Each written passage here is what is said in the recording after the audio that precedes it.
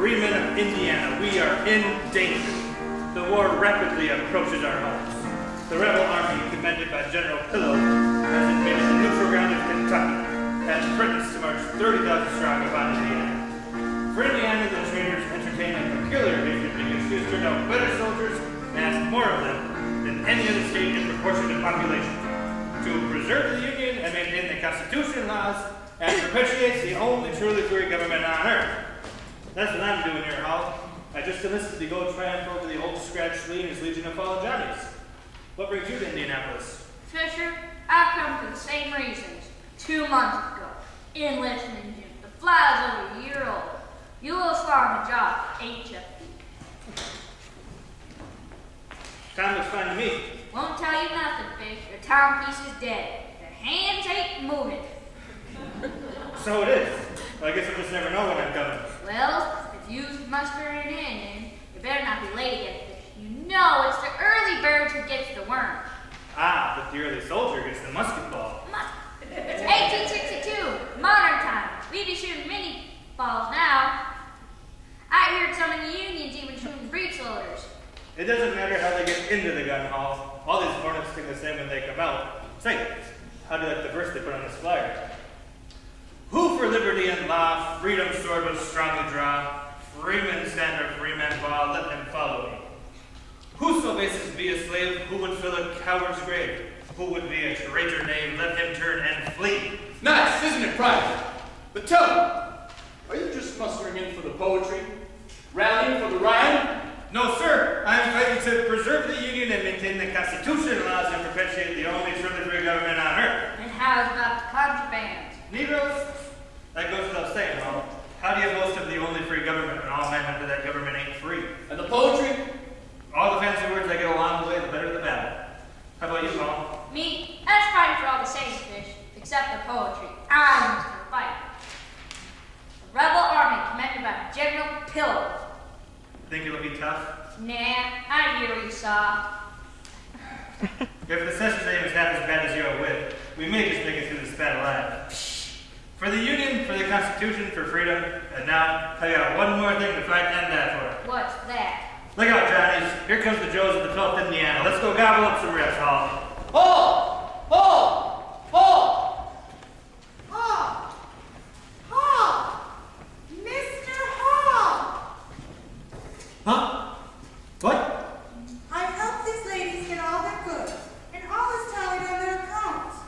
But they still need their buttons. Oh.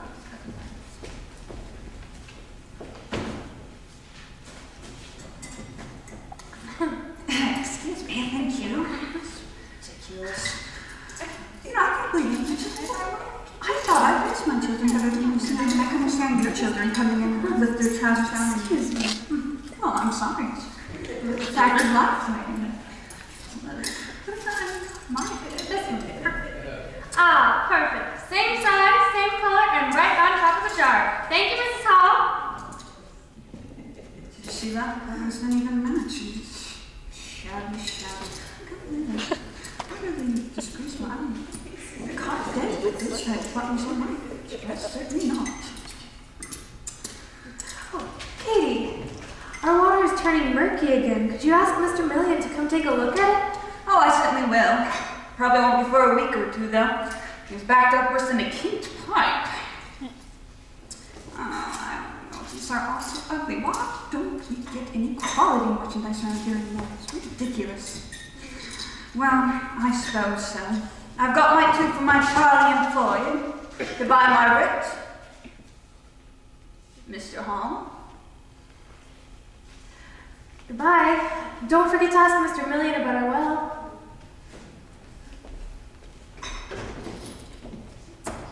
These two will do. Thank you, Mr. Hall. Goodbye, Mrs. Hall.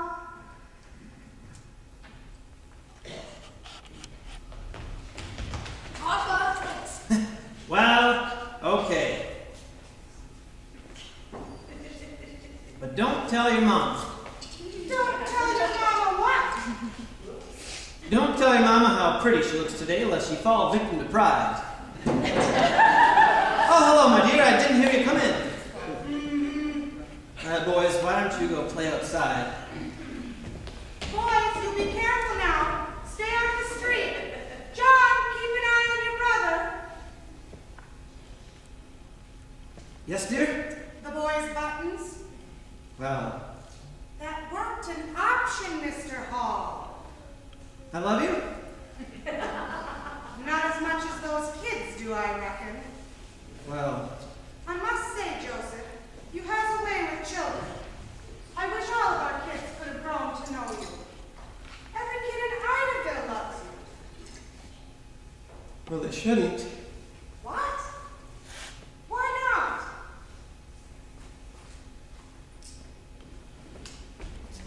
I just can't understand it. I can't understand it either. He fusses every time I give him something that's good for him. Why is it that with each passing year, as men gain age, they lose maturity? I just assumed they never had it. Now, Mr. Barnes absolutely refuses to take his partners. How is the patient recovering? Patient? I'm certain you mean victim, Mrs. Hall. This patent medicine rejuvenates your blood and restores your strength, Mr. Barnes. That law state was genetic. The only way it restores my strength is by the forceful exercise of the abdominal muscles. You can't purify without purging, Mr. Barnes. Well, you can't call it medicine if it makes me ill. Oh, now, John. You know, I just want to keep you around as long as I can. Your blood needs to calm. It has the pressure of a tea kettle. Well, then you should tell Mrs. Hall to keep her husband from giving away all their merchandise. This is a business, not a charity commission. John, charity is every man's commission and every man's business. Oh? Why, certainly. Charity is every business's commission. To serve, John, to serve. I thought it was to profit. Well, to profit by serving. Well, whether we're growing food or selling goods, truth remains, business is nothing more than making a living by serving others. Well, then you can't serve people if you're bleeding the cow. And Mr. Hall is bleeding the cow. I apologize for Mr. Barnes. I apologize for Mr. Barnes. He's awfully generous with other folks' money. Well, Mr. Barnes has got more crank than a cotton gin. Look at this store. If it weren't for us women folk, poor thing had never survived. But would you think they'd ever admit it?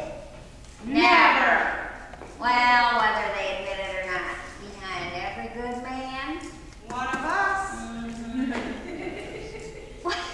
Imagine Mr. McCorkle's saloon without Margaret around. Why, he'd be his own best customer. His whistle would have always been wet and his shelves would have always been dry. Dry as dust. It's a good thing he switched to blacksmithing. Now Margaret can leave him alone with at least some peace of mind.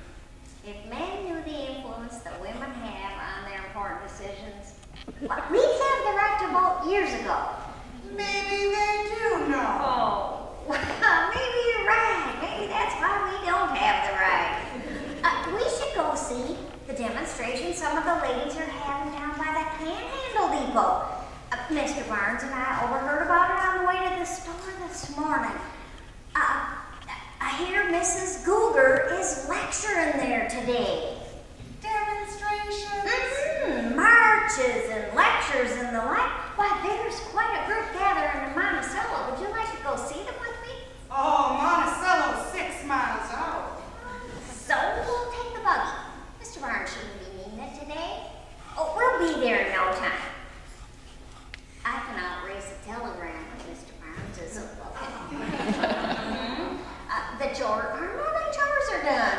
The weather's beautiful and the cause is worthy. What? This is a day to make Jane Austen proud. Jane Austen? Oh, surely remember her from our reading club? I believe it was she who said, If adventure adventures shall not befall a young lady in her own village. She must seek them abroad. So you do remember. I suppose. Things have been fair quiet here. And so we must seek adventure abroad. Or in Monticello. That's the best we can do. Mr. Barnes? Yes, dear? Mrs. Hall and I are stepping out for a time. You watch the store? Where's Mr. Hall? He took a French leave. Of course he did. To give his mind some air.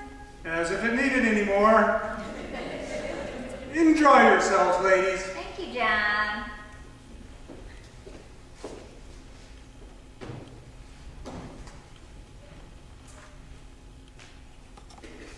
Honestly.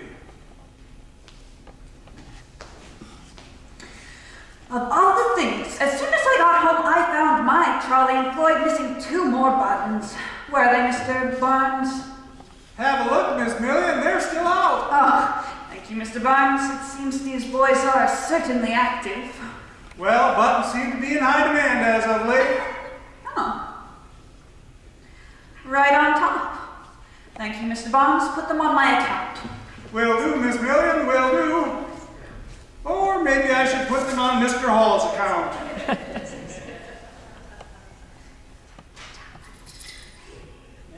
I put them on your account. Thank you, Mr. Barnes.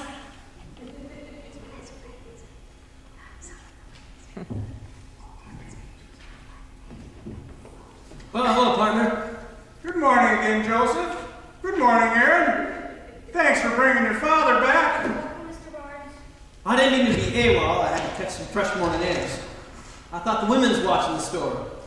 They were, but it seems they had a French leave of their own.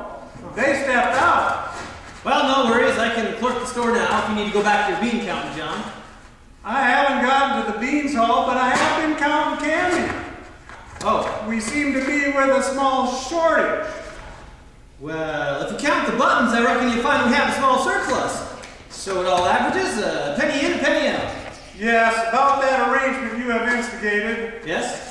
Joseph, the last time I checked, buttons were not certified legal tender in the United States of America. Unless the Treasury Department made a change I have not yet heard about. Well, no, but you and me is no strangers to bartering, John. You've done it on a large scale. You and me is trading stock of goods for farmland and back again. And you and me knows business, and if you does trade right and works hard, you always comes out ahead. Well, usually at least. You do make a point. The price of a button and a stick of candy are nearly equal. If anything, I'll grant you we break even in spite of your shenanigans. On the positive, it does seem you have found one way to create demand. I'm curious how many times we can sell a single button to the same woman. It could be profitable. Regardless, buttons cost a penny. Still, I can't help but...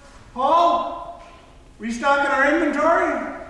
No. I suppose that one only cost us a stick of candy. No, this one is from... No? Then where did you acquire it? on the boardwalk. It didn't cost a single sweet.